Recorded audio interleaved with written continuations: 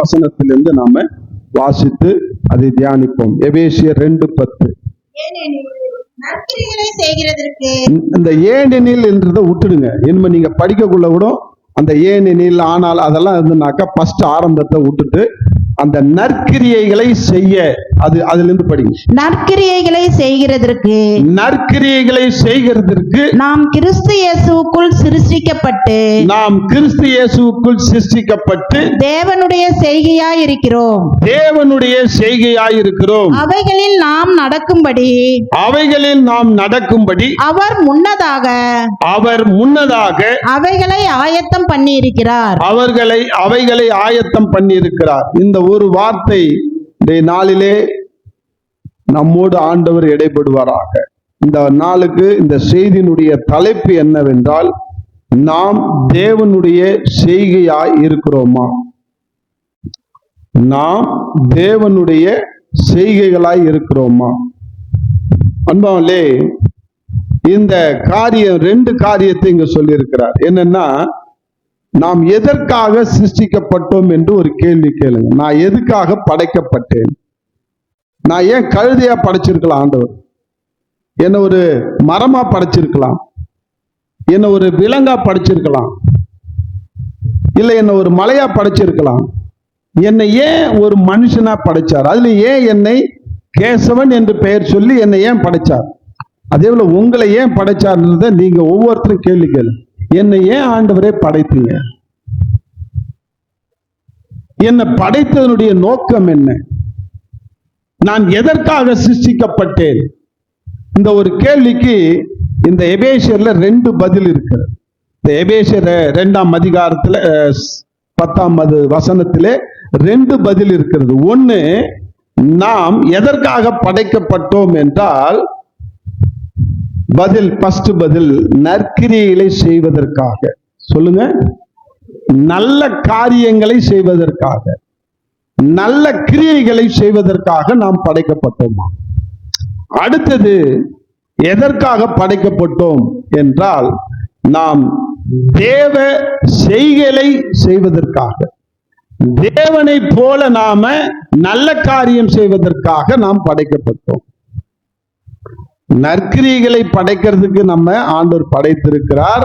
அடுத்தது, தேவன் என்ன செய்தாரோ அந்த காரியத்தையும் செய்ய படைத்திருக்கிறார். இந்த 2 காரியத்துக்காக தான் நீ நானும் படைக்கப்பட்டிருக்கிறோம். அன்பாலே, இது உன்னதமான காரியங்களை நாம் மறந்து துன்மார்க்கமாய் வாழ சாத்தான் நம்மை திசை திருப்புகிறார். இந்த 2 காரியத்தையும் நீ நானும் செய்யாதபடிக்கு சாத்தான் இன்னைக்கு உன்னையும் என்னையும் இந்த மனித குலத்தையே வீணாக்கி கொண்டிருக்கிறான். எல்லா மனுஷனையும் இந்த 2 காரியத்தை செய்யறதுதான் உன்னை படைச்சாரு.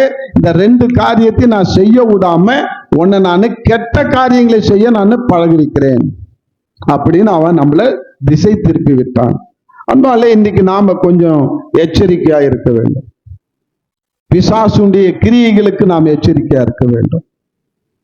இந்த கால டிவோஷன்ல இன்னைக்கு கூட நாங்க பார்த்தது ரோமர் 2ஆம் அதிகாரம் 24வது வசனம் தான். பாருங்க, நேற்றிலிருந்து இந்த செய்திகள் ஒண்ணுக்கொன்னு செயின் தொடர்பாக வந்து கொண்டிருக்கிறது. நேற்று எங்க பேரன் வந்தாங்க. நேற்று நம்ம பாஸ்டிங் பிரேயர் துவங்கிறதுக்கு முன்னாடி, செய்தி கொடுக்கறதுக்கு முன்னாடி, நீ ஒரு பாட்டு பாடு இல்ல தாத்தா, இந்த பாட்டை பாடு அப்படின்னா, 60 நம்ம புத்தகத்துல ஒளிமயமான நாடாம், அது இயேசுவின் நாடாம், நான் வாஞ்சிக்கும் நாடாம் என்ற அந்த பாட்டை பாடுங்க அப்படின்னா, எதுக்காக பாட சொல்றான்னு எனக்கு தெரியல. அப்ப நேத்து அந்த பாட்டை நாங்க பாடணும். பாவம் இல்லாத நாடு அங்கு சாபம் இல்லாத நாடு. அந்த நாட்டை நம்ம வாஞ்சிக்கணும், அந்த நாட்டுக்கு நம்ம போறோம். அப்ப அதை பாடி அந்த செய்தியை முடிச்சாச்சு. இன்னைக்கு காலையில டிவோஷன்ல ரோமர் 2:24 படிங்களேன். எழுதியிருக்கிறபடி தேவனுடைய நாமம் புறஜாதிகளுக்குள்ளே உங்கள் மூலமாய் தூஷிக்கப்படுகிறதே. எழுதியிருக்கிறபடியே எங்க எழுதியிருக்கிறது? பழைய ஏற்பாட்டுல தீர்க்க தரிசிகள் எழுதியிருக்கிறாங்க. இந்த யூதர்கள்னால தேவ நாமம் தூஷிக்கப்படுகிறது தான் யார் முன்னாடி? புறஜாதியார் மத்தியில, மக்கள் மத்தியில தூஷிக்கப்படுகிறது என்று. புறஜாதியார் மத்தியில ஆண்டுடைய நாமம் உயர்த்தப்படணும், ஆனா தூஷிக்கப்படுகிறது. போன வாரம் நம்ம ஒரு செய்தி கேட்டோம். என்ன செய்தி? தலைப்பு ஞாபகம் இருக்குதா?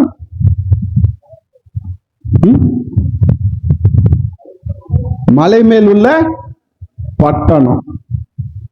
எத்தனை பேருக்கு அந்த செய்தி பிரயோஜனமா இருந்தது? எத்தனை பேர் ஆழமா அறிந்து கொண்டீருங்க அதில் உள்ள சத்தியத்தை?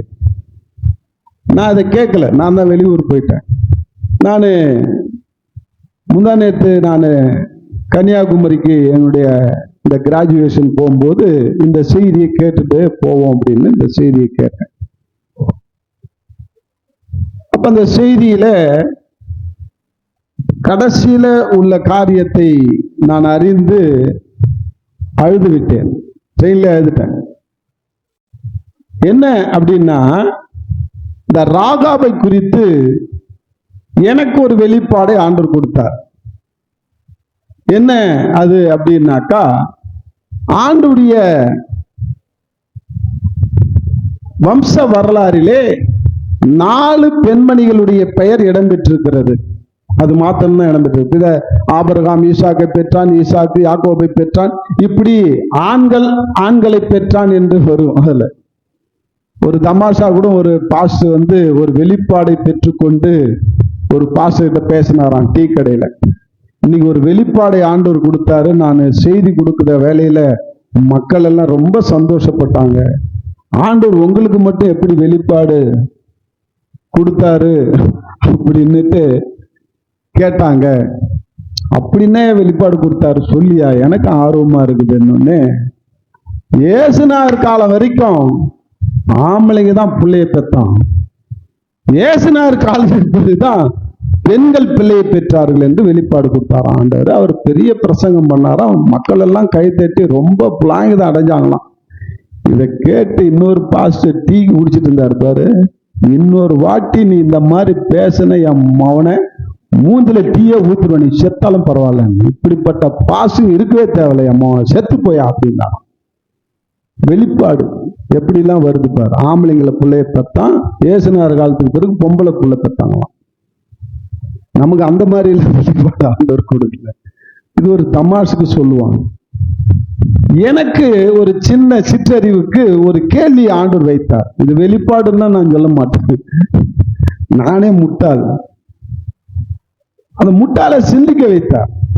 என்னன்னா, நான் கொஞ்சம் நோண்டி படிப்பேன், ஏன் எதுக்கு எப்படின்லாம் கேள்வி கேட்பேன். அப்ப நான் ஒரு கேள்வி கேட்டேன். என்ன கேள்வி கேட்டேன்னா, இந்த ஏசாண்டவருடைய வம்ச பட்டியலில் வம்ச வரலாற்றிலே ஆபிரகாம் ஈசாக்கை பெற்றான், ஈசாக்கு யாக்கோபை பெற்றான் என்று ஆண்களை பேர பட்டியலில் வருகிறது. திடீரென்று தாமாருடைய பெயர், ராகாபுடைய பெயர், ரூத்தினுடைய பெயர், மரியாளுடைய பெயர் இடம்பெறுகிறது.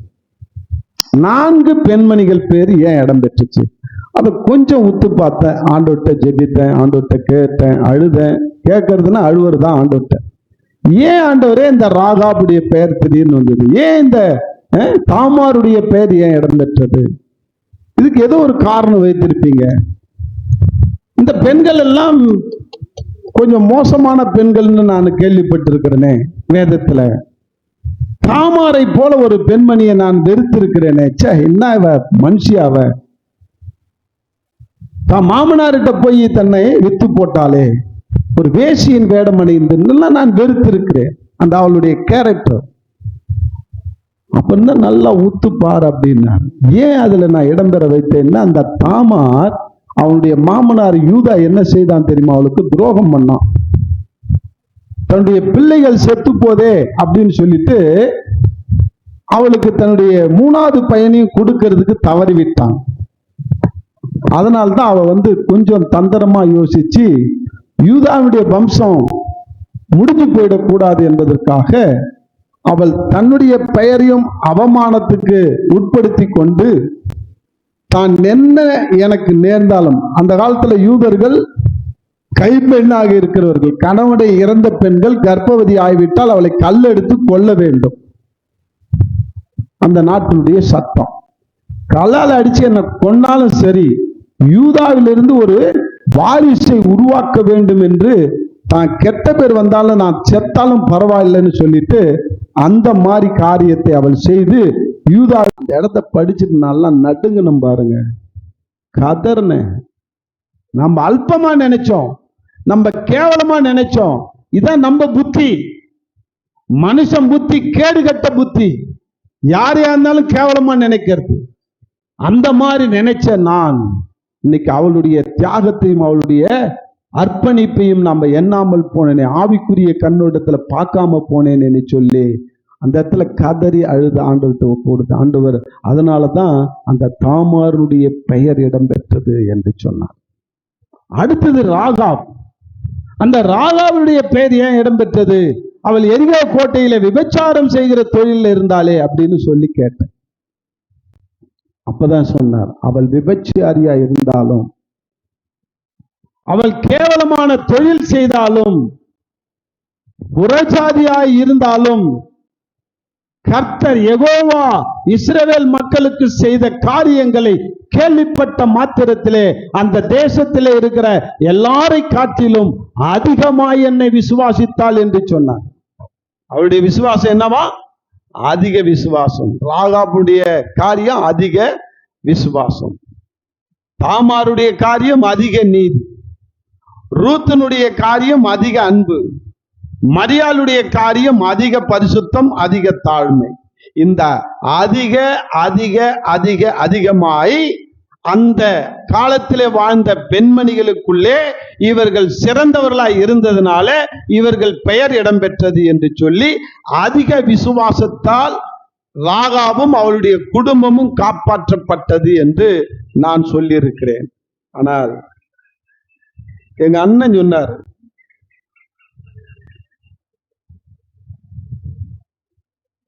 தாய் 8 அடி பாஞ்சா என்ன செய்வாங்க, குட்டி 16 அடி பாயன்னு சொல்லுவாங்க. சரி, என்ன 16 அடி பாஞ்சா அப்படின்னு கேட்டுட்டு தான் நான் அந்த ராகாப் அந்த மலை மேல் உள்ள பட்டணத்தை நான் கேட்டேன். கேட்ட பிறகுதான் எனக்கு கற்றுக் கொடுக்காத சத்தியத்தை மகளுக்கு கற்றுக் கொடுத்து அதன் மூலமாக அந்த செய்தியை பினிஷ் பண்ணார்.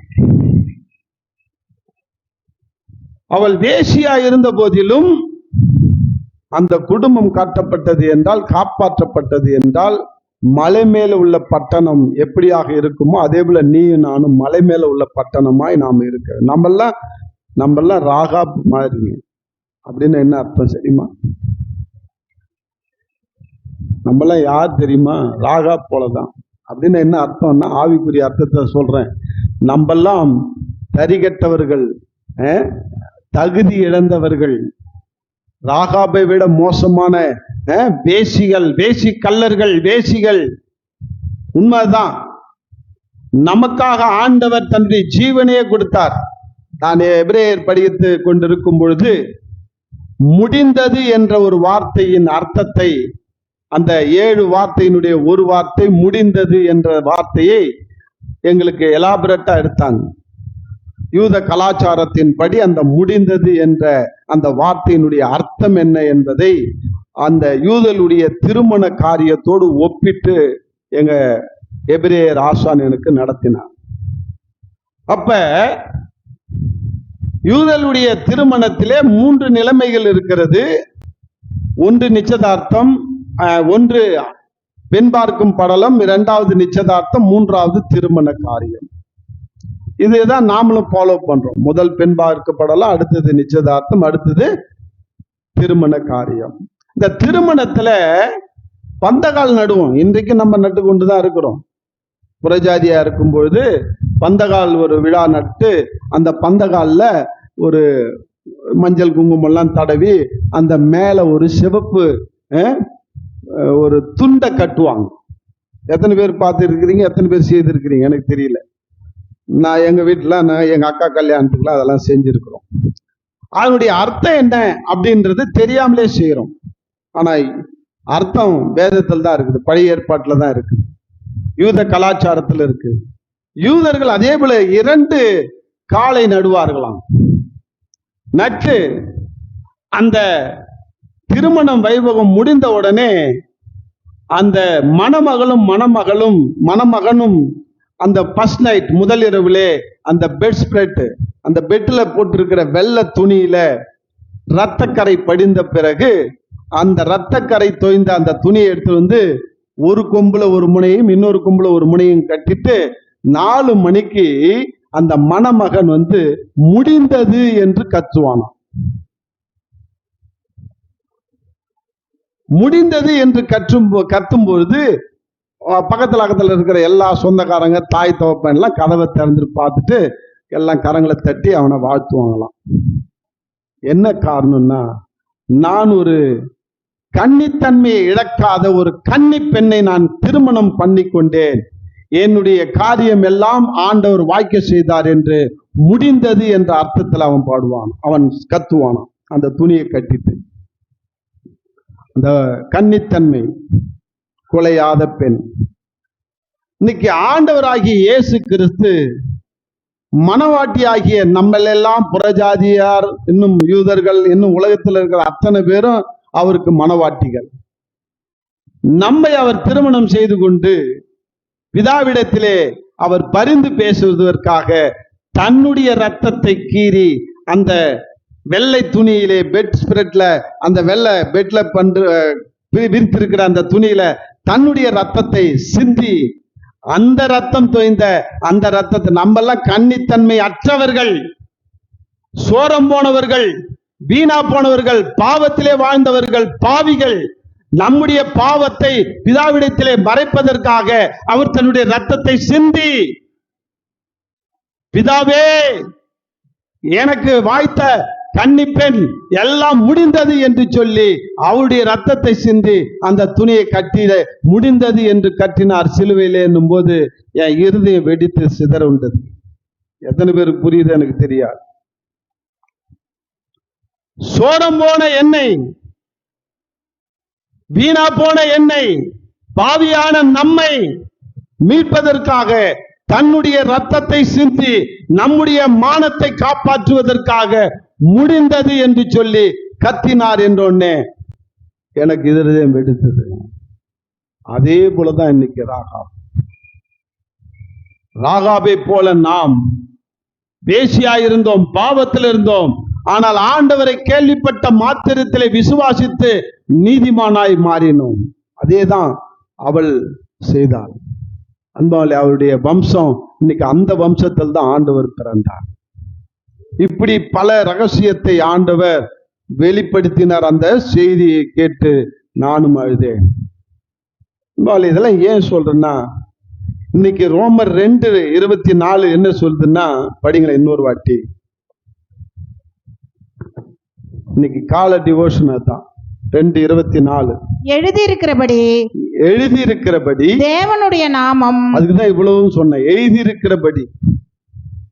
எழுதியிருக்கிறபடி வேதத்திலே எதுவும் எழுதாம இல்லை, எல்லாமே எழுதியிருக்கிறபடி தேவனுடைய நாமம் புறஜாதியார் மத்தியிலே உங்கள் மூலமாய் தூஷிக்கப்படுகிறது. உங்கள் மூலமாய், யார் மூலமாய்?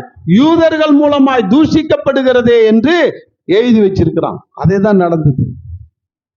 இன்னைக்கு நாமெல்லாம் புறஜாதியார், நாம இயேசுவை ஏற்றுக்கொண்டோம். இன்னைக்கு ஓம் மூலமா, ஏன் மூலியமா ஆண்டவர் நாம தூஷிக்கப்படுகிறதை பார்த்து ஆண்டவர் துக்கப்படுவாரா, வேதனைப்படுவாரா, இல்ல சந்தோஷப்படுவாரா? இன்னைக்கு யூதர்களுக்காக எழுதப்பட்ட அந்த வார்த்தை ரோமர் எழுதின நிருபத்திலே பவுல் எழுதுகிறார், கிறிஸ்துவனாகிய நீ நானும் இயேசுவை ஏற்றுக்கொண்டோம், ஆனால் உன்னால, என்னால, நம்மளால, கிறிஸ்துவனால இந்த உலகத்துல புறஜாதி இன்னும் இயேசுவை ஏற்றுக்கொள்ளாதவர்கள் இருக்கிறாங்க பாரு, அவங்க நம்மளை பார்த்துட்டு இயேசுவை கேவலமா பேசுகிறார்கள். இவங்க எல்லாம் கிறிஸ்தவர்களா, சீ தூ அப்படின்னு துப்புறார்கள் மூஞ்சில. அது இயேசு கிறிஸ்து மூஞ்சில துப்புறதுக்கு சமம். நான் ஏற்கனவே சொல்லி இருக்கிறேன். சத்தியத்தை சந்தித்தேன் என்று புத்தகம் நான் வாசித்தேன். அந்த புத்தகத்தை எல்லா கிறிஸ்தவர்களும் படிக்கணும், தயவு செய்து சொல்றேன். ஆண்களா இருந்தாலும் பெண்களா இருந்தாலும் கிறிஸ்துவன் ஆயிட்டேன்னா அந்த சத்தியத்தை சந்தித்தேன் என்ற புத்தகத்தை தயவு செய்து தேடி பிடிச்சு வாசி. குஜராத்ல மாநில காங்கிரசினுடைய தலைவராக இருந்த ஒரு பிராமண குலத்தை சார்ந்த சர்மா அப்படின்றவர் எழுதின புத்தகம். அவர் படித்த பட்டதாரி, டாடா கன்சர்ன்ல பெரிய ஜெனரல் மேனேஜரா இருந்தவர், குஜராத் மாநில காங்கிரஸ் தலைவரா இருந்தவர், எம்பியா இருந்தவர். அவங்க அப்பாவும் நேரும் ஒன்னா ஜெயில இருந்தவங்க. விடுதலைக்காக போராடி சுதந்திர போராட்டத்துல ஒன்னா ஜெயில இருந்தவங்க. நேரு குடும்பத்துக்கு மிகவும் வேண்டப்பட்டவர்கள். ஆனால்தான் இந்திரா காந்தி அந்த சர்மா என்பவருக்கு குஜராத் மாநிலத்துக்கு காங்கிரசினுடைய தலைவராக மாற்றினார். அப்படிப்பட்ட அந்த நபர் இயேசுவும் பொய், இயேசு எழுதின இந்த வேத புத்தகமும் பொய், மலை பிரசங்கமும் பொய் என்று நான் நிரூபிக்கிறேன் என்று சொல்லி தன்னுடைய காலேஜில் படிக்கிற ஒரு 10-20 மாணவர்களை கூட்டி சேர்த்து, இதை நான் எப்படி நிரூபிக்கிறேன் வந்து பாருங்கள், இயேசு சொன்னதை போல ஒரு கிறிஸ்தவனும் வாழவில்லை என்பதை நான் நிரூபிக்கிறேன் என்று சொல்லி அவருடைய காலேஜில் எல்லாரும் முன்னாடி சவால் விட்டுட்டு நேரா கேண்டீனுக்கு போனார். நீங்க எல்லாம் என் பின்னாடி வாங்க, மறைந்துருங்க. இப்ப கிறிஸ்தவர்களுக்கும் இயேசு சொன்ன மலை பிரசங்கத்தும் சம்பந்தம் இல்லாத வாழ்கிறார்கள் என்பதை நான் நிரூபிக்கிறேன் என்று சொல்லி அந்த சர்மா என்பவர் 10 வாலிபர்களோடு, தன்னோடு பயிர்கின்ற வாலிபரோடு அந்த கேண்டீனுக்குள்ள போறார். அங்க ஒரு ஜான்சன் மாதிரி ஒரு தம்பி இயேசுவை ஏற்றுக்கொண்டு ஒருத்தர், அவரும் காலேஜ் படிக்கிறார், அவர் பேரு ஜான்சன் வச்சுக்கோ. அவர் உட்கார்ந்து இருக்கிறார், சாப்பிட்டுட்டு இருக்கிறார். இந்த சர்மா அவர்கிட்ட போறார். எல்லாரும் வேடிக்கை பார்க்கறாங்க மறைவா. போன உடனே ஹாய் ஜான்சன் அப்படின்றார். அவரு ஹலோ சர்மா கமான் அப்படின்றார். சாப்பிடுறியா அப்படின்றார். சாப்பிடு சாப்பிடு அப்படின்ட்டு கிட்டக்க வந்து அவர் டேபிள் கிட்ட வர்றார். வந்துட்டு ஆர் யூ கிறிஸ்டியன் அப்படின்றார். இங்கிலீஷ்ல கேட்கிறார். அப்படின்னு என்ன அர்த்தம்? நீ கிறிஸ்தவனா? அவர் என்ன சொல்லுவார்? ஜான்சன் என்ன சொல்லுவார்? எஸ் ஐ எம் கிறிஸ்டியன் அப்படின்னாரு. சொல்லி வாய மூலிங்க. சும்மா அந்த சர்மா பலார்னு சலீர்னு அடிச்சாரு பாரு அவர் கண்டத்துல. சற்றும் எதிர்பாராமல் அந்த ஜான்சன் முழிக்கிறார். என்னடா அடிச்சிட்டான், நம்ம சாப்பிட வந்தானே கூப்பிட்டோம், ஆர் யூ கிறிஸ்டியன் சொல்லி சலீர்னு அடிச்சிட்டானே அப்படின்னு சொல்லிட்டு அவர் அமைதியா இல்ல, அந்த சாப்பிட கையோட விட்டாரு ஒரு 6 சர்மாவை. யாரை பார்த்து அடிச்சிடா நாய அப்படின்னு அடிச்சார். போட்டு பின்னி எடுத்து அந்த சர்மாவை கீழே போட்டு துவைச்சிட்டார். சர்மா கீழே ஊந்துட்டாரு. எல்லாம் பாக்குறாங்க. போட்டு ஏறி மிதிச்சிட்டார். யாரு? ஜான்சன் என்ற கிறிஸ்தவர். சர்மா ஏந்திச்சு தட்டிட்டு ஜான்சனை பார்த்து திரும்ப கேட்டாராம், ஆர் யூ கிறிஸ்டியன்? என்னன்னு கேட்டாராம், ஆர் யூ கிறிஸ்டியன்? நீ கிறிஸ்தவனா அப்படின்னு உடனே இப்ப ஜான்சன் என்ன பதில் சொல்லுவார்? Yes I am a Christian சொல்லுவாரா? வெக்கப்பட்டு வேதனைப்பட்டு தலை குனிந்து நின்றார். என்ன காரணம்? கிறிஸ்து சொன்னதை போல, மலை பிரசங்கத்தில் சொன்னதை போல ஜான்சன் வாழவில்லை என்று நிரூபித்து விட்டார். உடனே பக்கத்துல மறைந்து கிடக்கிற அந்த 10 ஃப்ரெண்டு கை தட்டி, சர்மா நீ ஜெயிச்சிட்ட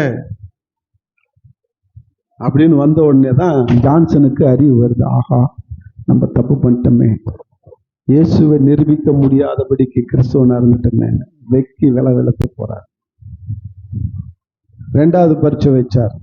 வாங்க மத்தியானத்துக்கு நம்ம கிளாஸுக்கு போவோம்ட்டு போனார். கிளாஸ் ரூம்ல எல்லா பெண் பிள்ளைகள், அவள் கூட படிக்கிற பெண் பிள்ளைகள் எல்லாரும், வாலிப பிள்ளைகள் எல்லாம் உட்காந்து பேசிட்டு இருக்கிறாங்க. அதுல முஸ்லீம் இருக்கிறாங்க, கிறிஸ்டின் இருக்கிறாங்க, இந்து பிள்ளைகள் இருக்கிறாங்க. இந்த சர்மா போய் கூப்பிடுறார். எல்லாரையும் ஹாய் ஹாய் ஹாய், எல்லாம் ஹாய் ஹாய் என்றான். ஃப்ரெண்டுங்க தானே, ஒன்னா படிக்கிறவங்க தானே. நான் இன்னைக்கு சினிமாவுக்கு போறேன், மேட்னி ஷோ, ஸ்கூலை கட் பண்ணிட்டு காலேஜை கட் பண்ணிட்டு, யார் என் கூட வரா? டிக்கெட் இருக்குது, 4 டிக்கெட் இருக்குது, வரீங்களா அப்படின்ற.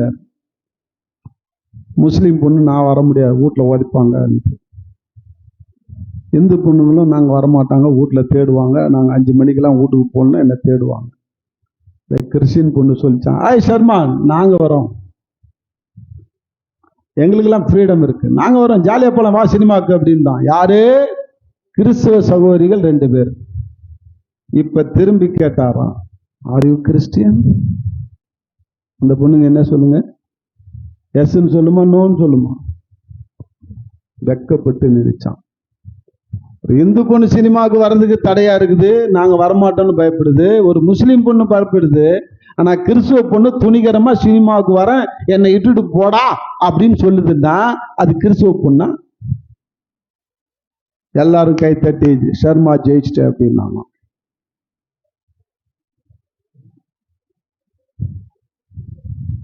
அடுத்தது ஞாயிற்றுக்கிழமையில நம்முடைய டெஸ்டிங் வச்சுக்கலாம், எல்லாரும் வீட்டுக்கு போங்கன்னு சொல்லிட்டான். ஞாயிற்றுக்கிழமை காலையில 7 மணிக்கு எல்லாரும் இந்த சர்ச்சுக்கு, ஒரு சர்ச் பேரை சொல்லி, பெரிய சிஹெச்சி சர்ச் குஜராத்தில் இருக்கு, CNA இப்படின்னு வரும், சர்ச் ஆஃப் நார்த் இந்தியான்னு வரும். அந்த சர்ச் தான் ஃபர்ஸ்ட் சர்ச் அந்த குஜராத்லே, பெரிய சர்ச். எல்லாரும் வாங்க, காலையில வாங்க அப்படின்ட்டார். இவர் இந்த சர்மா ஐயர் மாதிரி பஞ்சகோஷம் கட்டிக்கிட்டாரு, நல்லா பட்டை போட்டுக்கிட்டாரு, நல்லா பட்டையெல்லாம் உடம்புல போட்டுட்டு பூணூலோட மேலே சட்டை போடாம அவர் என்ன செஞ்சாரு, அந்த சர்ச்சுக்குள்ள போய் உக்காந்துட்டாரு. அவருடைய ஃப்ரெண்டுங்க 10 பேரும் தனித்தனியா போய் உக்காந்துட்டாங்க. அன்னைக்கு பார்த்து அந்த சர்ச்சில் சீஃப் கெஸ்ட் பிரசங்கம் பண்றதுக்குன்னு ஒருத்தர் அழைக்கப்பட்டிருக்கிறாரு. அவர் பேர் என்னன்னா இந்தியாவின் அப்போஸ்தலர் அப்படின்னு பேராம், பட்டம் இருக்கு.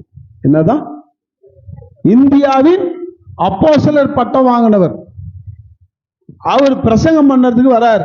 அந்த கடைசி பெஞ்சில, கடைசி அந்த இருக்கையில அந்த சர்மா நல்ல பட்டையை போட்டுட்டு, உத்தராட்ச கொட்டையை போட்டுட்டு, பூணூலை போட்டுட்டு உட்காந்துக்கிறார். இவர் இங்கிருந்து பார்க்கிறார். பார்த்துட்டு உடனே அந்த சர்ச் மெம்பரை கூப்பிடுறாரு. அங்க ஒருத்தர் ஐயர் மாதிரி உட்காந்துக்கிறாரு, பட்டை போட்டுட்டு பூணூல்லாம் போட்டுட்டு. அந்த ஆளை என்ன செய்ய, வெளியேற்றுங்க, அப்புறம் தான் நான் பிரசங்கம் பண்ணுவேன்ட்டார். இந்த விழா குழுலாம் ஓடுறாங்க, ஐயா நீங்க வெளியில போனாதான் அவர் பிரசங்கம் பண்ணுவார், வெளியில போயிடுங்க. ஏந்துச்சு நின்று, ஆர் யூ கிறிஸ்டியன்? எங்க கத்தனாராம்? சர்ச்சில். எல்லாம் அவமானப்பட்டு வெக்கி தலை குனிந்தான். அப்பதான் அதே சர்ச்சு வாசப்படியில அந்த புதிய ஏற்பாடை கொளுத்தி, ஆண்டவர் இயேசுவும் பொய், அவர் சொன்ன மலை பிரசங்கமும் பொய், ஒரு கிறிஸ்தவனும் இயேசுவை போல வாழவில்லை, இயேசு சொன்ன மலை பிரசங்கத்தை போல வாழவில்லை, இது பொய்யான புத்தகம் என்று சொல்லி எரிச்சு தன்னுடைய பூஸ்காலால மிரிச்சாராம். அவர் தான் எழுதியிருக்கிறார், சத்தியத்தை சந்தித்தேன் என்று. சத்தியத்தை சந்தித்தேன் எப்படி? அது ஒரு பெரிய கதை. அந்த புத்தகத்தை படிங்க, அவசியம் படிங்க, தேடி பிடிச்சி. அவருடைய மனைவியால, மனைவினுடைய தாழ்மை, மனைவினுடைய பொறுமை, மனைவினுடைய கற்பு, மனைவினுடைய தியாகம், மனைவினுடைய இன்னல்கள் எல்லாத்தையும் சகிச்சு 12 வருஷம், 1 ஆண்டு 2 ஆண்டு இல்ல, 12 வருஷம் சகிச்சதனுடைய விளைவு 13வது வருஷம் ஷர்மா பிக்கெட்டு காலி இயேசுவை சந்தித்தார். இயேசுவே மெய்யான தேவன், மலை பிரசங்கம் மெய், மலை பிரசங்கம் உண்மை, என் மனைவி மூலமாக என் கண்ணை திறந்தார் என்று சொல்லி இன்னைக்கு உலகம் முழுவதும் பைபிள் எடுத்துக்கொண்டு ஊழியம் செய்கிறார் அந்த ஷர்மா என்ற பிராமணர். அன்பாலே, இன்னைக்கு நாம எப்படி இருக்கிறோம்? நம்முடைய செய்கையினால, நம்முடைய கிரியினால இயேசு கிறிஸ்து தூஷிக்கப்படுகிறார். கிறிஸ்துவனுடைய மானங்கட்ட நடக்கையினால இயேசு கிறிஸ்து தூஷிக்கப்படுகிறார். மனம் திரும்புங்கள் கிறிஸ்தவர்களே, மனம் திரும்புங்கள்.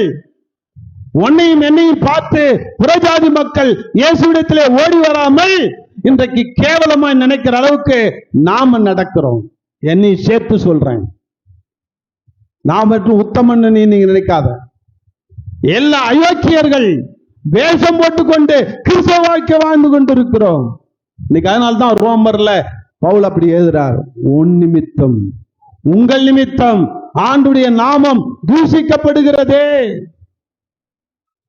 அன்பானே, இதை சொல்லும் போது எனக்கு ஒரு வார்த்தை தான் ஞாபகம் வருது. என்ன வார்த்தைன்னா, நீதிமொழிகள் 27. நேற்று தான் நான் அதை தியானிச்சேன். நேற்று தியானிச்சுட்டு இன்னைக்கு காலையில் இதை படிக்கும்போது எனக்கெல்லாம் அதிர்ச்சி ஆயிடுச்சு. நேற்று 27ஆம் அதிகாரத்தை வாசித்தேன். 27ஆம் தேதி 27ஆம் அதிகாரம் 27:11 படிங்களேன். நீதிமொழிகள் 27:11. என் மகனே என் மகனே, என்னை நிந்திக்கிறவனுக்கு என்னை நிந்திக்கிறவனுக்கு நான் உத்தரவு கொடுக்கத்தக்கதாக நான் உத்தரவு கொடுக்கத்தக்கதாக நீ ஞானவானாகி நீ ஞானவானாகி என் இருதயத்தை என் சந்தோஷப்படுத்து. இருதயத்தை சந்தோஷப்படுத்து. இதனுடைய அர்த்தம் என்னங்க? சொல்லுங்க பாப்போம். நீங்க என்ன புரிஞ்சுக்கிட்டீங்களோ சொல்லுங்க. என் நாமம் தூஷிக்கப்படுகிறதுக்காக. படிங்க இன்னொரு வாட்டி. என் மகனே, அதை விட்டுடு. என்னை நிந்திக்கிறவனுக்கு என்னை நிந்திக்கிறவன்னா என்னங்க அர்த்தம்? கடவுளை இன்னைக்கு எத்தனை பேர் நிந்திக்கிறான்? கடவுளை எத்தனை பேர் இன்னைக்கு எதிர்க்கிறான்? கடவுளை ஏற்றுக்கொள்ளாத எத்தனை பேர் திட்டுறான்? இயேசுவை பாரின் தெய்வன்றான். இயேசுவை கும்பரெல்லாம் தாழ்த்தப்பட்ட ஜாதின்றான். இயேசுவை ஏற்றுக்கொள்ளாத இந்த உலகத்துல அநேகர் நிந்தித்துக் கொண்டிருக்கிறார்கள். அன்பாலே, என்னை நிந்திக்கிறவனுக்கு நான் உத்தரவு கொடுக்கத்தக்கதாக நான் எப்படிப்பா நான் தான் தேவன்னு சொல்ல முடியும்? உன்னை வச்சுதானே, உன்னுடைய அன்பை வச்சுதானே, உன்னுடைய செய்கையை வச்சுதானே, உன்னுடைய நற்கிரிகளை வைத்துதானே நான் என்னை அவனுக்கு நிரூபிக்க முடியும். நான் இன்னும் உயிருள்ள தேவன், நான் உண்மையான தேவன் என்பதை நான் நிரூபிப்பதற்கு உனக்கு ஞானம் வேண்டும். உனக்கு என்ன வேண்டும்? ஞானம் வேண்டும். உனக்கு அறிவு வேண்டும். நீ நற்கிரியை செய்ய வேண்டும். நீ நல்ல காரியம் செய்ய வேண்டும். உன்னை வச்சுதான் நான் அவனை மடக்க முடியும். என்னை நிந்திக்கிறான், என்னை திட்டுறான், என்னை தூஷிக்கிறான். ஆனா நீ உயிருள்ள தேவனை நிரூபிக்கும்படியாக நீ வாழ்ந்து காட்டினாய் என்றால் உன் நிமித்தம் என் நாமம் மகிமைப்படும். ஆமே. இன்னைக்கு நம்முடைய நடக்கை எப்படி இருக்கிறது? நற்கிரியை எப்படி இருக்கிறது? கொஞ்சம் யோசிச்சு பாரு. அன்பாவிலே, முந்தானேத்து கன்னியாகுமரியில எங்களுக்கு டாக்டர் பட்டம் கொடுத்தாங்க. 7-8 வருஷம் உழைப்பு அந்த பட்டத்தை பெற செய்தது. இன்றைக்கு அந்த பட்டத்தை பெற்றாச்சு. அது வாங்கிறதுக்கு முன்னாடி ஒருத்தர் பிரசங்கம் பண்றார். அந்த பட்டமளிப்பு விழாவுக்கு முன்னாடி எங்களுக்கு தனிப்பட்ட முறையில் ஒரு செமினார் நடந்தது. அதை நான் உட்காந்து கேட்கும் பொழுது எங்கள் கையில் ஒரு துண்டு சீட்டு கொடுத்தாங்க. இந்த சீட்டை நான் ஜெராக்ஸ் போட்டு எல்லாருக்கும் கொடுக்குறேன். முடிஞ்ச உடனே இதை ஜெராக்ஸ் போட்டு யார் யாருக்கு வேணுமோ அவங்கெல்லாம் கை தூக்குங்க, அவர்கிட்ட வாங்கிக்கோங்க. ஒரு 30-40 காப்பி போடுறேன். வீட்டுக்கு ஒன்று வச்சுக்கோங்க. இது அவசியம் எல்லாரும் தெரிஞ்சுக்கொள்ள வேண்டும் என்பதற்காக தான் நான் நேற்று சாயந்தரம் டச் பண்ணேன். சனிக்கிழமையில டச் பண்ணிட்டு நேரம் இல்லாததுனால நான் சுருக்கமாக முடிச்சிட்டேன். இன்னைக்கு அதை விலாவரியா சொல்லணும்னு நினைச்சேன். என்னன்னா, ஆண்டுடைய சிருஷ்டிப்பு எல்லாமே நிறைய இருக்கு. ஆண்டுடைய சிருஷ்டிப்பு ஏக்கச்சக்கமா இருக்கு. அதுல ஒண்ணுதான் மனிதர்கள். மனிதர்களாகிய நாம நம்ம நற்கிரியினால ஆண்டவரை நம்ம என்ன செய்யறோம்? அவரை தேவன் என்று மகிமைப்படுத்தணும். அப்ப நம்முடைய எதுக்காக நம்மளை ஆண்டவர் படைத்தார் அப்படின்னாக்கா அவர் நாமத்தை மகிமைப்படுத்ததான். அவருடைய சிருஷ்டிப்புல எல்லாம் நல்ல காரியம் செய்யுது. மரம், செடி, கொடி, விலங்கு என்ன அனைத்தும், நதிகள், கடல்கள் எல்லாம் நல்ல காரியம் செய்யுது. சந்திரன், சூரியன், அவருடைய படைப்புகள் அனைத்தும் அதுக்கு எதற்காக படைக்கப்பட்டாரோ அந்த படைப்பின் நிமித்தம் அது எதற்காக நாம படைக்கப்பட்டோமோ அந்த காரியத்தை கரெக்டா செய்யுது, மனுஷனை தவிர. அதுதான் இன்னைக்கு நான் சிந்திச்சேன். இந்த செய்திக்கும் நேற்றைய செய்திக்கும் அப்படியே என்னை கிளப் பண்ணார். என்னால படைக்கப்பட்ட அனைத்து சிருஷ்டிப்பும் எதுக்காக நான் படைத்தேனோ அந்த வேலையை கரெக்டா செய்தது, எக்ஸப்ட் மனிதர்கள் அப்படின்னா. மனிதர்களை தவிர அனைத்தும் கரெக்டா செய்யுது வேலை. நாம தான் செய்யலைங்க. ஏன்னா இடையில பிசாசுடைய குறுக்கிடு. அதுகளெல்லாம் பிசாசு குறுக்கிடல. மாட்டுக்கு, ஆட்டுக்கு, மரத்துக்கு, நதிக்கு எல்லாம் பிசாசு குறுக்கிடல. மனுஷனை மட்டும்தான் குறிக்கிறது. ஏன்? அவனுக்காக நியமிக்கப்பட்ட நரகத்துல நீயும் நானும் போய் வாழ வேண்டும் என்பதற்காக நம்மை வஞ்சித்து நாம ஆண்டவருக்கு ஆப்போசிட்டா செய்ய வைத்து, ஆண்டவருக்கு விரோதமா செய்ய வைத்து நம்மளை நரகத்துல கொண்டு போய் தள்ளுகிறான். நல்லா புரிஞ்சுங்க. இதுதான் இன்னைக்கு காலையில எனக்கு பாடம் எடுத்தார். காலையில 4 மணிக்கு. நீ நேற்று கேள்விப்பட்டோம் என்னன்னா, அபிஷேக தைலத்தை தயார் பண்றது எப்படி அப்படின்னு மோசேக்கு ஆண்டவர் கற்றுக் கொடுக்கிறார். பழைய ஏற்பாட்டுல இருக்கு. யாத்திராகமும் 30ஆம் அதிகாரம் 22 25 வரைக்கும் படிங்க. கொஞ்சம் விலாவரியா நீ பார்ப்போம். டைம் ஆனாலும் பரவாயில்ல. நம்ம எல்லாம் ஆண்டுடைய சிருஷ்டிப்பு, நமக்கு வந்து ரோஷம் வரணும், நம்ம சவால் உண்ணும். மரங்கள், மட்டைகள், செடிகள், கொடிகள் எல்லாம் அதனுடைய வேலையை கரெக்டா செய்து எந்த தவற உனக்கு உணர்வு வரணும், எனக்கு உணர்வு வரணும். நானும் இனிமேல் ஒரு தீர்மானம் எடுக்கணும். நானும் கரெக்டா நல்லது செய்ய போறேன். என்னை படைத்த இறைவன் எதற்காக என்னை படைத்தாரோ அந்த காரியத்தை நான் சாவர வரைக்கும் கரெக்டா செய்து சாக போறேன் என்று சொல்லி நாம் என்ன செய்யணுமா? தீர்மானம் எடுக்கணுமா? ஏன்னா படைப்பெல்லாம் அது காரியத்தை கரெக்டா செய்யுது. அபிஷேக தைலத்தை பண்ணுவதற்கு மோசேக்கு ஆண்டவர் கற்றுக் கொடுக்கிறார். என்ன கற்றுக் கொடுத்தார் பாருங்க.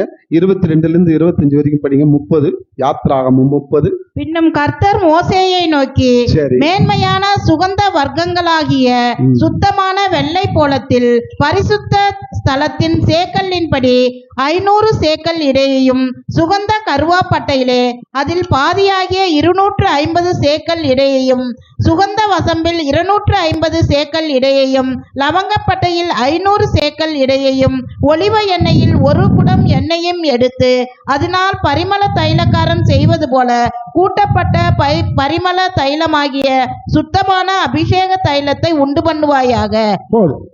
அன்பாலே, இந்த பரிமள தைலம் செய்யறதுக்காக வேண்டி ஒரு ஃபார்முலாவை கற்றுக் கொடுக்கிறார். இந்த பரிமள தைலத்துல என்னென்ன பொருள்லாம் நீ சேர்க்கணும், சேர்த்து அந்த பரிமள தைலத்தை செய்து அதை யூஸ் பண்ணணும் அப்படின்றதுக்காக ஆண்டவர் 5 காரியத்தை சொல்றார். வெள்ளை போலம், என்னது அதில் போட்டாங்களா? அந்த சிலைடு போடுவாங்க பாருங்க. வெள்ளை போலம், கருவாப்பட்டை, அடுத்தது வசம்பு, புல்ல வளத்தின்னு சொல்லுவாங்க, வசம்பு. அடுத்தது லவங்கப்பட்டை, நம்ம கறி பிரியாணிக்கெல்லாம் போடுறோமே லவங்கப்பட்டை. அடுத்தது 1 குடம் ஒலிவ எண்ணெய். இதெல்லாம் இத்தனை ரேஷியோல கலக்கணும்ன்றார். இன்னைக்கு வெள்ளைப்போளம் என்றால் என்ன? அந்த வெள்ளைப்போளம் என்பது பிசினின்னு சொல்லுவாங்க. என்னது இந்த பிசினி? உண்மையிலே இதை நான் ஆராய்ந்து பார்க்கும்போது நான் ரொம்ப நாளா எனக்கு ஆராய்ச்சி இருக்குது. என்னன்னா, பைபிளில் மெடிக்கல் ரீதியாக என்னென்னலாம் சொல்லி இருக்கிறாரு, இன்றைக்கு நம்ம மருத்துவ உலகத்தில் அதை பயன்படுத்துகிறோமா அப்படின்னு ஒரு ஆராய்ந்து பார்த்து ஒரு தீசிஸ் எழுதணும்னு என்னுடைய ஆசை. அது நீங்களும் எழுதலாம், யார் வேணாலும் எழுதலாம். அதாவது ஒரு டாக்டர் பட்டம் வாங்கியாச்சு, இன்னும் நான் 4 டாக்டர் பட்டம் வாங்கணும்னு விரும்புகிறேன். ஏன்னா இந்த பைபிள் வந்து ஒரு ஓஷன் மாதிரி, கடல் மாதிரி. அதில் ஒரு துளியை ஆராய்ந்து பார்த்து தான் நான் இப்போ ஒரு முனைவர் பட்டம் வாங்கியிருக்கிறேன். இப்போ நான் ஆராய்ந்து பார்க்க வேண்டியது ஏராளம். அப்போ நான் சொல்கிறேன், இப்போ இன்னொன்று ஆராய்ச்சி பண்ணிட்டு இருக்கிறேன் வள்ளலாரை குறித்து.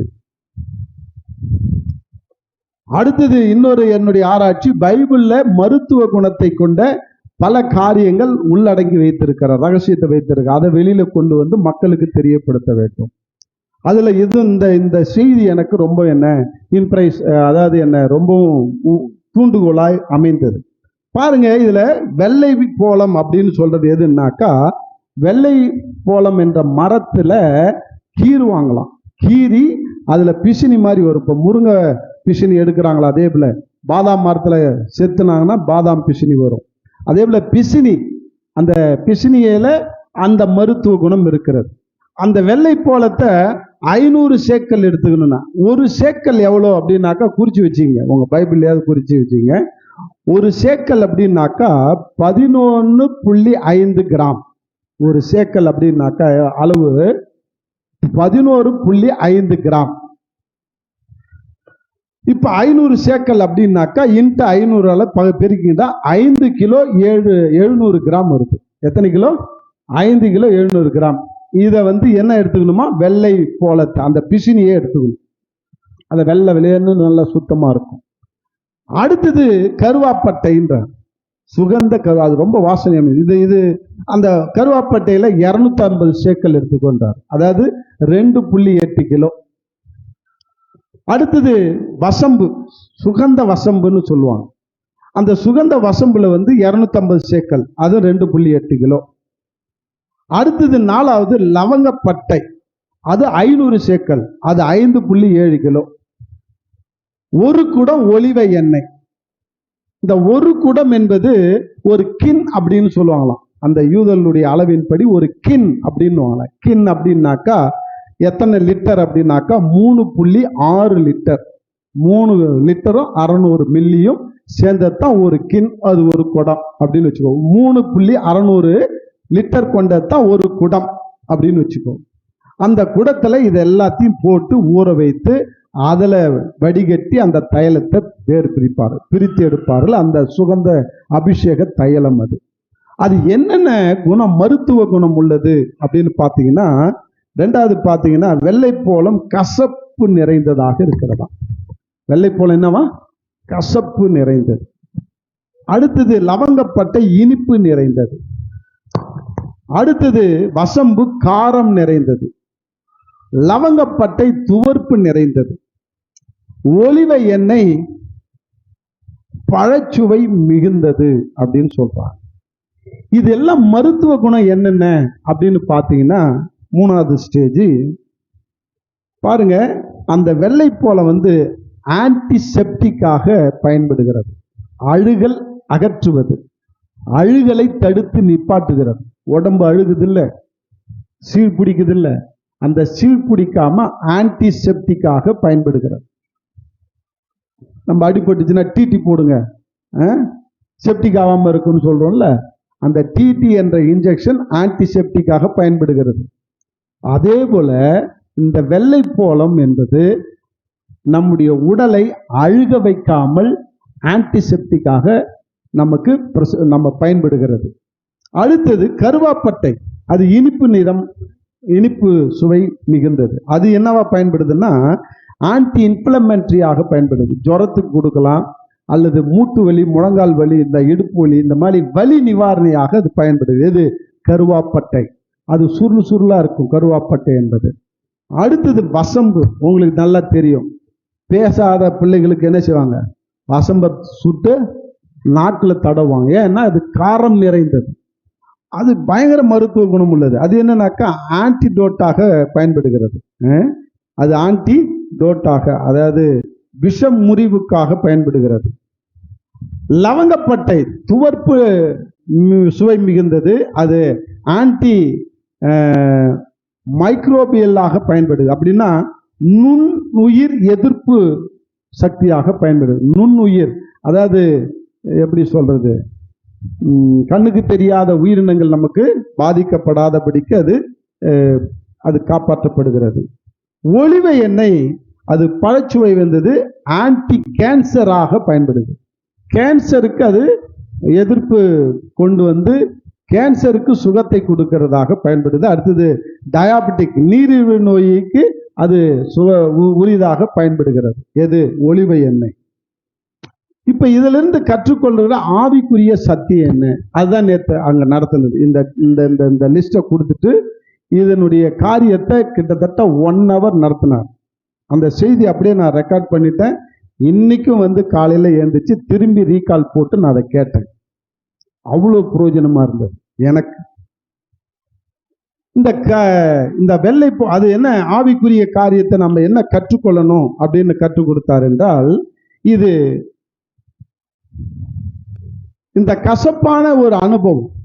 இந்த வெள்ளைப்போளம் என்னன்னா, அதை கீரை தான் அதிலிருந்து பிசினி வருகிறது. இன்னைக்கு இயேசு கிறிஸ்துவை ஏற்றுக்கொண்ட நம்ம அநேகர் கீறுவாங்க. இன்னைக்கு நம்மிடத்திலிருந்து என்ன எதிர்பார்ப்பு வருகிறது? எரிச்சல் வருதா? உன்னை ஏமாற்றுவார்கள், எரிச்சல் படுவாங்க, பகைப்பார்கள், உன்னுடைய பொறுமைக்கு சோதனை செய்வாங்க. ஆனா நாம் எப்படி இருக்கிறோம்? அந்த கசப்பான அனுபவத்தை பெற்று அவர்களை ஆசீர்வதிக்கிறோமா? அவர்களை ஏற்றுக்கொள்கிறோமா? நேற்று நான் வேளமங்கலத்தில் நான் செய்தி கொடுக்கும்போது, இதே ட்ரெயினில் போகல, அந்த டைமை வேஸ்ட் பண்ணக்கூடாது. கிட்டத்தட்ட நான் 6 மணி நேரம் நாங்கள் ட்ரெயின் டிராவல் பண்ணோம் கன்னியாகுமரி. அதில் வேஸ்ட் பண்ணக்கூடாதுன்னு அநேக காரியங்களை நான் போட்டு கேட்டுக்கொண்டே போனேன். அதுல அந்த அம்மா பேர் என்ன டக்குன்னு மறந்துட்டேன், பர்வீன் சுல்தான். அவங்களுடைய பேச்சை கேட்டுட்டு போனேன். அவங்களுடைய வாழ்க்கையில அனுபவத்துல அவங்க ஒரு சம்பவத்தை கற்றுக்கொண்டதை அவங்க சொல்றாங்க. என்ன சொல்றாங்கன்னா, நான் படிச்ச எங்க ஸ்கூல்ல ஃபாதர் ஒருத்தர் இருந்தார். அவர் எனக்கு கிளாஸ் எடுப்பார். அவர்கிட்ட போய் அப்ப ஏசுனார் ஒரு ஆட்டுக்குட்டியை கையில அணைச்சி வச்சிருக்கிற ஒரு படம் இருக்கும் அந்த இடத்துல எங்க ஸ்கூல்ல. அப்படியே அணைத்து வைத்திருப்பார் ஆட்டுக்குட்டியை. அப்ப நான் போய் எங்க ஃபாதர்கிட்ட கேட்டேன். என்ன கேட்டேன்னா, ஃபாதர் நான் இந்த ஆட்டுக்குட்டியை போல ஏசுனார் கரத்திலே இருக்கணும்னு ஆசைப்படுறேன் அப்படின்னு சொல்லி கேட்டேன். அவரு நோ, அதுக்கு ஆசைப்படாத, அந்த ஆட்டுக்குட்டி ஆகணும்னு ஆசைப்படாதன்னாரு. எனக்கு தூக்கி வாரி போட்டது இருந்துச்சு. ஏன்? கீழே இருக்கு பாரு அந்த ஆடு, அந்த மாதிரி அவர் பார்வையில் இருக்கிற ஆடா இருக்க ஆசைப்படு, அவர் கரத்துல இருக்கிற ஆடா ஆசைப்படாத. ஏன்னா அந்த ஆடு முரட்டாட்டமான ஆடு, கீழ்ப்படியாம ஓடி போய் காலை உடைச்சிட்டு வந்து நின்றுச்சு, அதனால கட்டி வச்சு தூக்கி வச்சிட்டு இருக்கிறாரு. அந்த மாதிரி நீ கீழ்ப்படியாத ஆடா இருக்க போறியா, இல்ல கீழ்ப்படுகிற அவருடைய கண் பார்வையில் இருக்கிற ஆடா, மேய்ச்சல் உள்ள ஆடா இருக்க போறியா? நீ இந்த மாதிரி ஆடா இரு, இந்த மாதிரி கீழ்ப்படியாத ஆடா இருக்காதுன்னு அவர் சொல்லிட்டு அவர் விளக்கத்தை சொல்லிட்டு போயிட்டார். கரெக்ட் தானே? ஆனா இது பாரு, இவங்களுடைய சிந்தனை என்னன்னா, நான் இப்ப டீச்சர் வேலையில இருக்கிறேன், நான் டீச்சரா இருக்கும் பொழுது நானு யார என் மடியில உட்கார வச்சுக்கிறேன்னு என்ன ஆண்டவர் கேட்டாரு, ஏசுனாருன்னு. எனக்கு நல்லா கீழ்ப்படுகிற பிள்ளைய தான் தூக்கி மடியில வச்சுக்கிறேன், நல்லா படிக்கிற பிள்ளைய தான் தூக்கி மடியில வச்சுக்கிறேன், படிக்காத பிள்ளையெல்லாம் வெறுத்து ஒதுக்குறேன். ஆனா ஏசுனாரு கீழ்ப்படியாத தரதலையா இருக்கிற பிள்ளைகளையும் கீழ்ப்படியாத அடங்காத பிள்ளையும் மடியில உட்கார வச்சுக்கிட்டாரு, அடங்குற பிள்ளைய எதிர்க்க உட்கார வச்சாரு. நான் ஒரு டீச்சரா இருந்து அடங்காத பிள்ளைகளை நேசித்து அரவணைக்கிறேன்னா, இல்ல இந்த அடங்குற பிள்ளையே நேசித்து அரவணைச்சு கொண்டிருக்கிறேனான்ற பாடத்தை எனக்கு கற்றுக் கொடுத்தாருன்னு என்ன பலார்னு அரைஞ்ச மாதிரி. உண்மையிலே அங்கேயே நான் ட்ரெயின்லேயே ஒப்பு கொடுத்தேன். ஆண்டவரே, நான் என்னுடைய சபையில இருக்கிற கீழ்ப்படியாத பிள்ளைகள் நான் வெறுத்துக்கிட்டு இருக்கிறேன், என் கண்ணை திறந்தீங்க, ஆவிக்குரிய கண்ணை. கீழ்ப்படியாத பிள்ளைகளை இனிமே நான் மடியில வச்சுட்டு கொஞ்சம் போறேன்னு 2 பேர் மூஞ்சிதான் எனக்கு வந்தது. அப்புறமா நான் பர்சனலா சொல்றேன் அவங்ககிட்ட. அவங்களை இனிமே நான் மடியில வச்சுட்டு கொஞ்சணும்னு நினைச்சிட்டேன், தீர்மானம் எடுத்துட்டேன். அன்பாலே, ஏன் இன்னைக்கு நம்ம வெறுக்கிறோம்? அதான் மனித சுபாவம். தெய்வ சுபாவம் என்ன? ஆண்டவர் அவங்களை அரவணைத்து ஏற்றுக்கொள்கிறார். கீழ்ப்படியாதவர்களையும் சோரம் போனவர்களையும் வீணா போனவர்களையும் பாவிகளுக்காக தன்னுடைய ரத்தத்தை சிந்தி அவளை ஏற்று அரவணைத்து அவளின் நித்திய ஜீவனை கொடுக்கிற இயேசுவின் சுபாவத்தை போல நம்ம மாற வேண்டும். ஆமென். புரிஞ்சவங்க கரங்களை தட்டி ஆண்டவர் நாமத்தை மேம்படுத்தும். இன்னைக்கு நாம என்ன செய்யறோம்?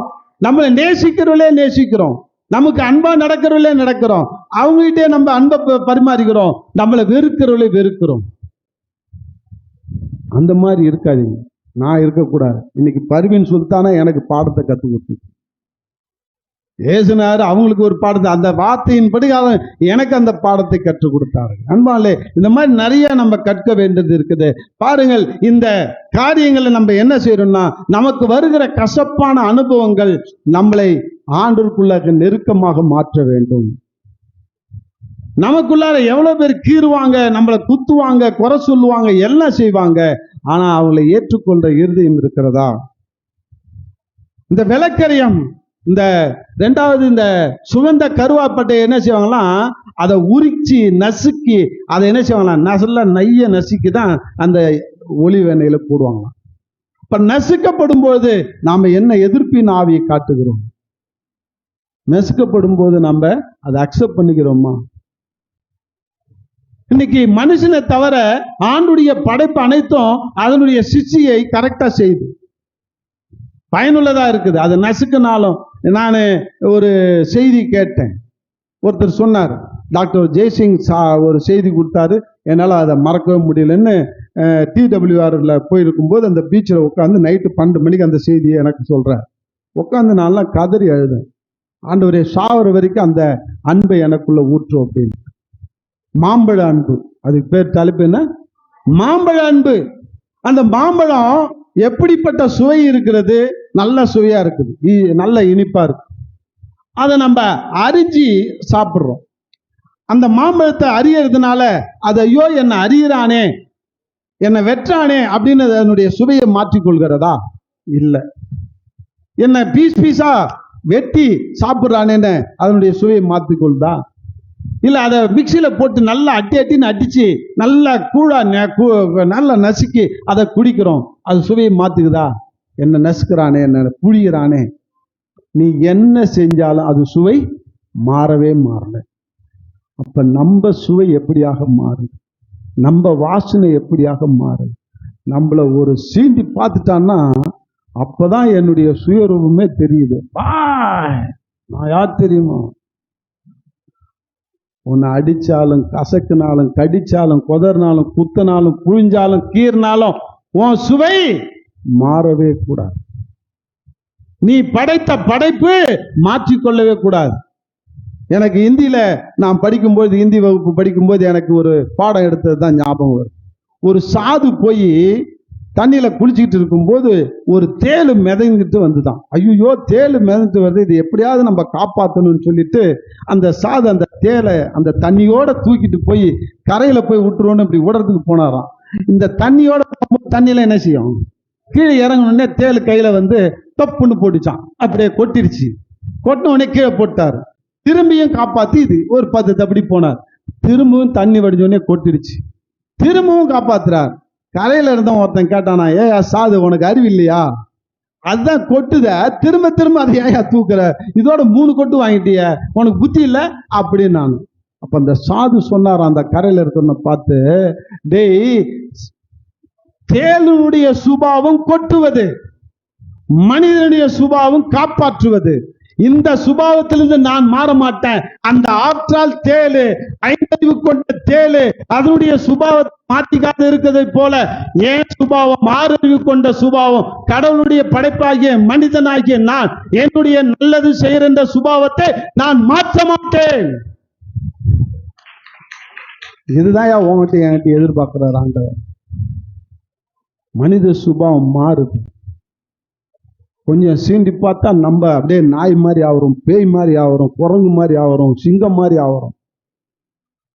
மனித சுபாவத்திலே நாம் இருப்போம். தெய்வ சுபாவம் மனித சுபாவத்தோடு கலந்து இருக்கிறது. அதனால தான் சொல்றார், அவரை போல நீ மாற வேண்டும் என்று. ஆமென். அவருடைய சுபாவத்தில், அவருடைய நன்மை செய்கிறதுல நீ நானும் மாற வேண்டும் என்று ஆசைப்படுகிறார். அன்பாலே, எனக்கு பிரசங்கியில ஒரு வார்த்தை தான் ஞாபகம் வருது. 3ஆம் அதிகாரம் 12வது வசனம் நினைக்கிறேன். படிங்க பிரசங்கில.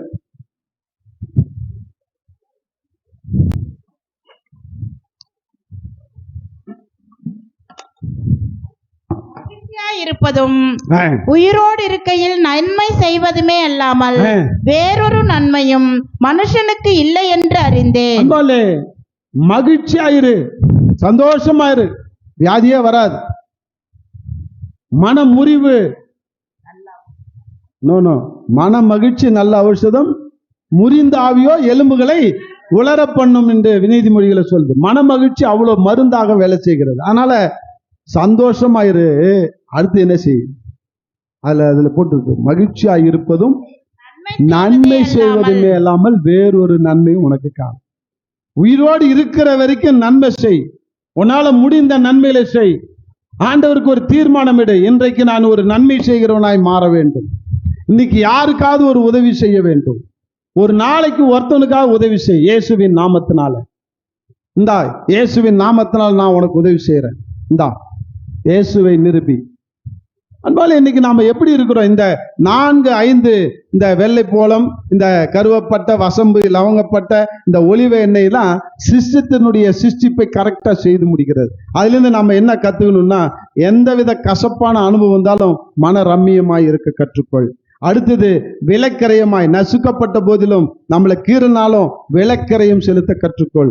அடுத்தது, வேர் போன்ற தேவனுடைய ஆழமான தனிப்பட்ட உறவுல நாம வளர வேண்டும். வசம்பு என்பது அதுதான், தனிப்பட்ட உறவுல வளரணும் ஆண்டவரோடு. அடுத்தது, இலவங்கப்பட்ட என்ன கற்றுக் கொடுக்குதுன்னா, ஆழமான தாழ்மையும் சாந்தத்தையும் அமைதியும் கற்றுக் கொடுக்கிறது. அடுத்தது, ஒலிவ எண்ணெய் என்ன கற்றுக் கொடுக்குதுன்னா, வழிந்தோடும் அபிஷேகத்தை கற்றுக் கொடுக்கிறது. இன்னைக்கு நமக்குள்ள அந்த வழிந்தோடும் அபிஷேகம் இருந்ததுன்னா நம்ம வாசனை வீசக்கூடிய திரவியமா இருப்போம். இயேசு என்ற வாசனையை அநேகருக்கு வீசிக்கொண்டே இருப்போம்.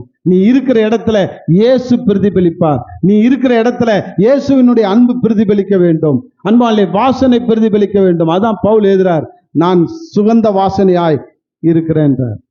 இன்னைக்கு நம்ம சுகந்த வாசனையா இருக்கிறோமா? நன்மை செய்கிறோமா? நற்கிரியை செய்கிறவர்களா இருக்கிறோமா? அன்பாலே ஏசாயா 1:17 என்ன சொல்லி பாருங்கள். ஏசாயா 1:17 நன்மை செய்ய படியுங்கள். என்னது? அதெல்லாம் வேண்டாம். நன்மை செய்ய படியுங்கள். என்ன படிக்கணும்? என்னத்தை படிக்கணும்? ராணி, கல்கண்டு, Kumudam, junior Vikatan, Ananda Vikatan, Dinamani paper, Dinathanthi paper, அதை படிச்சா நீ நன்மை செய்வியா? அதை செஞ்சா கெட்டதுதான் செய்வ.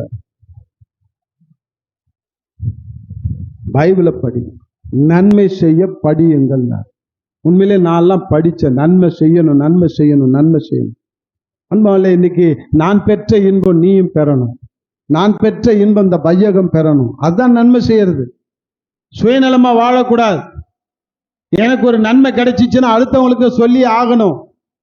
இன்னைக்கு அதை தான் நான் செஞ்சேன். எனக்கு நன்மை கிடைச்சி நான் மட்டும் டாக்டர் பட்டம் வாங்கிட்டு நான் உட்கார்ந்து இருக்கலாம், பெருமடிச்சிருக்கலாம். நோ, என் கூட ஒரு 10 பாஸ்டாவது நன்மை பெறணும். அவர்களையும் 8 வருஷமா அவங்களோட டிராவல் பண்ண, அவங்களை இழுத்துக்கிட்டு டிராவல் பண்ண, அது எவ்வளவு சிரமன்றது உங்களுக்கு தெரியும். எத்தனையோ தீட்டுகள், அவமானங்கள், நிந்தைகள், ஏசுகள், என்ன நேரடியாவே திட்டினாங்க. உங்களுக்கு வேற வேலை இல்லை, நாங்க வரமாட்டோம். இன்னைக்கு அவங்க எல்லாம் பட்டம் வாங்கிட்டு புகழ்ந்து பேசுறாங்க, இவர் இல்லைன்னா நாங்க வாங்கியிருக்க மாட்டோம். அதனால மற்றவர்களிடத்திலே அவமானங்கள் பட்டேன். இவர் 10ஆம் கிளாஸ் ஃபெயில் ஆனவனையும் 7ஆம் கிளாஸ் படிக்காதவனையும் இவர் டாக்டர் பட்டம் வாங்கி கொடுக்க போறாராம் அப்படின்னு கேவலமா பேசப்பட்டேன். நான் சொன்னேன், என்ன மாதிரி படிக்காதவன், நான் 10ஆம் கிளாஸ் ஃபெயிலு. இன்னைக்கு நான் படிச்சுதான் நாங்க டைரக்டா டாக்டர் பட்டம் வாங்கல. எனக்கெல்லாம் டாக்டர் பட்டம், கௌரவ பட்டம் கொடுக்கறதுக்கு எத்தனையோ பேர் வந்தாங்க. இந்த 30 வருஷத்துல எத்தனையோ பேர், நீ செஞ்ச சோசியல் ஒர்க்குக்காக தரோம், நீ செஞ்ச இறைப்பணிக்காக தரோம், நீ செய்த சமுதாய பணிக்காக தரோம், உனக்கு டாக்டர் பட்டம் தரோன்னு சொன்னாங்க. எனக்கு தேவையில்லை, படிச்சு நான் வாங்கணும். கிட்டத்தட்ட 9 வருஷம் படிச்சிருக்கிறேன். படிச்சுதான் இந்த நிலைமையை எட்டி இருக்கிறேன். ஆமே. அதோட நான் மட்டும் எட்டல, என்னோடு கூட 9-10 பேரை படிக்க வச்சிருக்கிறேன். அவர்களையும் அந்த நிலைமைக்கு கொண்டு வந்திருக்கிறேன். நான் பெற்ற வெளிச்சம் இந்த வையகம் பெறணும். சுயநலமற்று வாழுங்கள், கர்த்தருக்கு நன்மை செய்ய படியுங்கள். அடுத்து யாக்கோபு 4:17 படிங்க. யாக்கோபு 4:17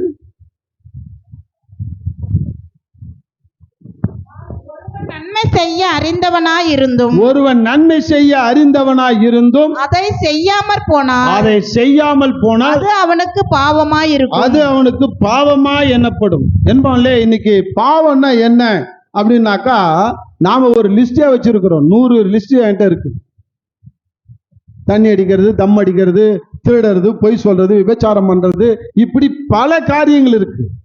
ஆனா வேதம் சொல்லுது, உனக்கு தெரிந்த நன்மைகளை அல்லது முடிந்த நன்மைகளை அடுத்தவனுக்கு நீ செய்யாம போனா அது என்னதான் பாவம். இந்த வார்த்தை என்ன எத்தனை உழுக்கு இருக்கு தெரியுமா? என்னை புரட்டி அடிச்சிருக்கு. என்னை எத்தனையோ பேருக்கு இறங்கி நானு எவ்வளோ காரியத்தை செய்ய வைத்திருக்கிறேன். உன்னால முடிந்த நன்மைகளை நீ செய்ய திராணி இருக்கும் போது அது அடுத்தவனுக்கு நீ செய்யாம போனா அது பாவம். அது முன்னால நிற்கும். உன்னால இப்ப கொடுத்து உதவ முடியும், கொடுத்து உதவும், இல்லைன்னு சொல்லாது. உன்னால இதை செய்ய முடியும், இந்த உதவி செய். அது செய்யாம இருக்காது, அது பாவம். அன்பாலே, இதேதான் நீதிமொழிகள்லயும் எழுதி இருக்குது. 3:27 படிங்களேன்.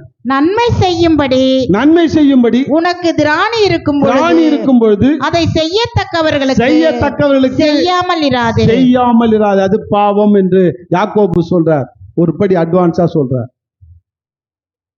இதுதான் இந்த நம்ம 2026 சட்டசபையில இன்னைக்கு சபாநாயகராய் வீற்றிருக்கிற பிரபாகரன் என்பவர் சபாநாயகர் பதவியில உட்கார்ந்த உடனே சொன்ன டிக்ளரேஷன் இதுதான்.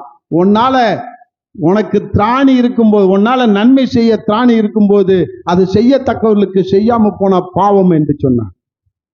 நீ எம்எல்ஏ ஆயிட்டியா, எம்பி ஆயிட்டியா, மந்திரி ஆயிட்டியா, உன்னால நாட்டுக்கு அல்லது மக்களுக்கோ நன்மை செய்ய முடியுமா?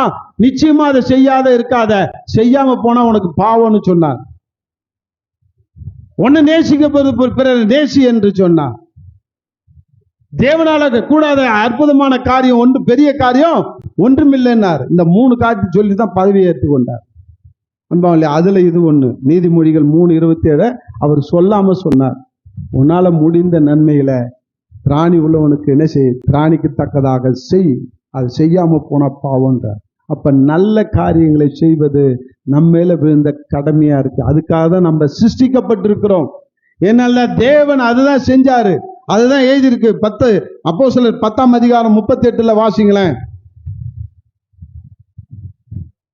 அப்போஸ்தலர் 10:38. நசரேயனாகிய இயேசுவை தேவன் பரிசுத்த ஆவியினாலும் வல்லமையினாலும் அபிஷேகம் பண்ணினார். தேவன் அவருடனே கூட இருந்தபடியினாலே அவர் நன்மை செய்கிறவராயும் பிசாசின் வல்லமையில் அகப்பட்ட யாவரையும் குணமாக்குகிறவராயும் சுற்றித் திரிந்தார். இன்னைக்கு உன்னால முடிந்த காரியத்தை மற்றவங்களுக்கு செய். இயேசு ஆண்டவர் உயிரோடு இருந்ததிலிருந்து சாவர வரைக்கும் நன்மை செய்கிறவர் இருந்தார். சாவக்குள்ள கூட ஒரு கள்ளன் ஒரே ஒரு வார்த்தை சொன்னான், நீ கிறிஸ்து இயேசுன்னு நான் நம்புறேயா, நீ பரதேசிக்கு போகும்போது என்னையும் நினைவு புரியாண்டார், இன்று நீ என்னோடு கூட பரதேசி கொண்டு போயிட்டாரா? கடைசியில கூட கல்வனையும் கவர்ந்திட்ட கல்வன் ஒருத்தர், அவருக்கு பேர் வச்சார் ஏசா. கல்வனையும் கவர்ந்திட்ட கல்வன், கல்வனை போல அவர் மரித்தார். ஆனா அதே கல்வனையும் கவர்ந்துட்டு பரலோகத்துக்கு கொண்டு போய் நிறுத்தினார். கடைசி வரைக்கும் அவருடைய விழாவுல குத்துனவன் செத்துட்டாரான்னு பார்க்கறதுக்கு கன்ஃபார்ம் பண்றது குத்துறான். ஆனா விழாவிலிருந்து தண்ணீர் ரத்தமும் அவன் கண்ணில் மூஞ்சில அடிச்சதுனால அவன் ஒரு கண்ணு குருடனா இருந்தவன் பார்வை அடைந்தான். செத்த பிறகு அவருடைய ரத்தம் மழையில கரைந்து வெள்ளமா ஓடுது. அந்த வெள்ள நீரோடையில மரத்துங்கிற எங்கேயோ ஒரு அடிவாரத்துல குஷ்டரோகி 2 பேர், பெண்களுடைய அம்மாவும் சகோதரியும் நின்னாங்க. சரித்திரம் சொல்லுங்க இதெல்லாம். அவங்க காலடியில் அந்த தண்ணீர் ரத்தம் சோய்ந்து அந்த தண்ணீர் ஓடும்போது இவர்கள் குஷ்டரோகம் சரியாச்சு. இதெல்லாம் சரித்திரம், வேதத்துல இல்லை. கடைசி அவர் செத்த பிறகும் அவர் நன்மை செய்கிறவராய் இருந்தார். இன்னைக்கு நீ நானும் அப்படி இருக்கிறோமா? கொஞ்சம் யோசிப்பார். அவருடைய நம்ம படைத்தவருடைய நோக்கம் என்ன? நாம் நன்மை செய்ய வேண்டும், நாம் அவரை நிரூபிக்க வேண்டும். இன்னைக்கு ஒப்பு கொடுப்போம், செபிப்போம். ஆண்டவரே, நான் உயிரோடு இருக்கிற வரைக்கும் என்னால முடிந்த நன்மைகளை நான் செய்தே ஆக வேண்டும். என்னை நீ படைத்தனுடைய நோக்கத்தை நான் அறிந்து கொண்டேன். நான் நன்மை செய்ய உண்மை நிரூபிக்கவும் தான் நான் படைக்கப்பட்டிருக்கிறேன். செடிகள், கொடிகள், மரங்கள், பறவைகள், இன்னைக்கு மிருகங்கள் கூட நன்மை செய்து கொண்டிருக்கிறது. அதனுடைய சிருஷ்டிப்பிலிருந்து 1 இன்ச்சு கூட நவரல. ஆனா மனுஷனாகிய நான், ஆண்டவரே, நான் நவர்ந்து கொண்டிருக்கிறேன். நான் ஆண்டவரே பிசாசு பேச்சை கேட்டுக்கிட்டு முரடனா வாழறேன், முரட்டாட்டமா வாழறேன், கெட்டவனா வாழறேன், கெட்ட காரியங்களை செய்யறேன். நன்மை செய்யறது என்கிட்ட இல்லை. நன்மை செய்ய நான் படிக்கல ஆண்டவரே. இந்த வேதத்தை இனிமையாவது நான் கருத்தாய் படித்து நன்மை செய்ய நான் படித்து நன்மை செய்கிறோன்னா என்னை மாற்றுங்கன்னு ஒப்பு கொடுப்போம்மா. எல்லாரும் ஒப்பு கொடுப்போம், ஆண்டவர்கிட்ட ஒப்பு கொடுப்போம். நித்திய ஜீவனை நான் பெற வேண்டும் என்றால் நான் நன்மை செய்ய வேண்டும். ஆண்டவருக்கு உகந்தவனாய் நான் மாற வேண்டும் என்றால் நான் நன்மை செய்ய வேண்டும். என்னுடைய சிருஷ்டிப்பின் காரியத்தை நான் அறிந்தவனாய் நன்மை செய்ய வேண்டும் என்று சொல்லி ஒப்பு கொடுப்போம். எல்லாரும் ஒப்பு கொடுப்போம், ஜெபிப்போம். அன்பின் தகப்பனே, நன்றியோடு துதிக்கிறோம். இந்த நாளிலே எங்களோடு பேசின வார்த்தைக்காய் நன்றி ஆண்டவரே. இந்த நாளிலே ஆண்டவரே, இன்னும் கொஞ்ச காலம்தான் என்னுடைய வாழ்க்கை. எனக்கு எப்போ மரணம் வரும்னு எனக்கு தெரியாது, எப்போ எங்களுக்கு ஆண்டவரே சாவு வரும்னு எனக்கு தெரியாது. இந்த இருக்கிற கொஞ்ச நாளில் ஆண்டவரே உம்மை நான் நிரூபிக்க, உம்முடைய சிருஷ்டிப்பு என்பதை நான் நிரூபிக்க, நான் ஆண்டவரே என்னால முடிந்த நன்மைகளை அடுத்தவர்களுக்கு செய்து உம்முடைய நாமத்தை மகிமைப்படுத்த, உம்மை துக்கப்படுத்தாதபடிக்கு ஆண்டவரே, நாங்கள் உம்மை கஷ்டப்படுத்தாதபடிக்கு, உம்முடைய வேதனைப்படுத்தாதபடிக்கு நாங்கள் வாழ இன்றைக்கு எங்களை ஒப்பு கொடுக்கிறோம். எங்களை ஏற்று ஏற்றுக்கொள்ளும். எங்களை ஆசீர்வதியும், எங்களை நன்மை செய்வலாய் மாற்றும் ஆண்டவரே. அப்படியா செய்ய போறீங்க. நன்றி. இயேசு கிறிஸ்துவின் நாமத்தினால ஜெபிக்கிறேன். தகப்பனே, ஆமென்.